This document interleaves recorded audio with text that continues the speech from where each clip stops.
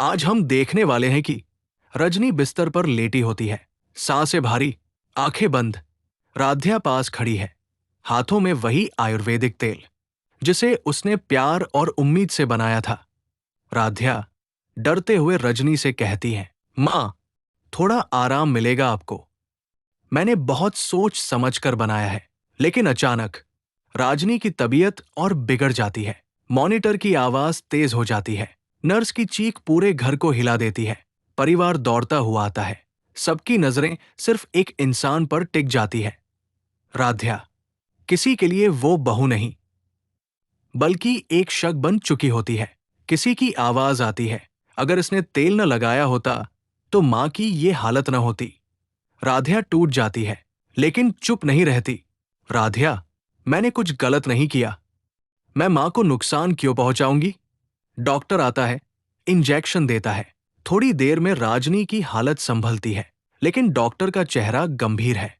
वो दवाइयों को गौर से देखता है। डॉक्टर, दवाइयां वही है, पर असर बिल्कुल अलग है। यहीं से कहानी करवट लेती है। पसीने से भीगा चेहरा, घबराई हुई आंखें और कांपते हाथ। वो खुद से ही बुदबुदाती है, सब ठीक हो जाएगा, किसी को पता नहीं चलेगा।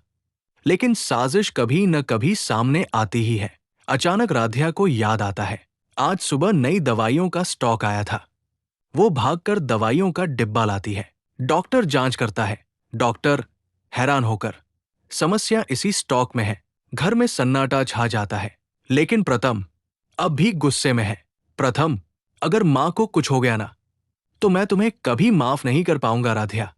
ये शब्द राध्या के दिल में तीर बनकर लगते हैं। डॉक्टर सबूत दिखाता है। दवाइयों में छेड़छाड़ साफ नजर आती है। निहारिका की हालत खराब हो जाती है।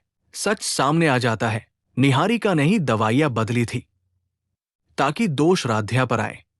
राध्या की आंखों से आंसू गिरते हैं, लेकिन इस बार दर्द के नहीं, सच के जीतने के। अब सवाल यह है, क्या प्रथम अपनी गलती समझ पाएगा? क्या राध्या को उसका खोया हुआ सम्मान मिलेगा? और क्या निहारिका को उसकी साजिश की सजा मिलेगी? या फिर ये सच्चाई भी किसी नए झूठ में दबा दी जाएगी? आने वाले एपिसोड में होगा फैसला।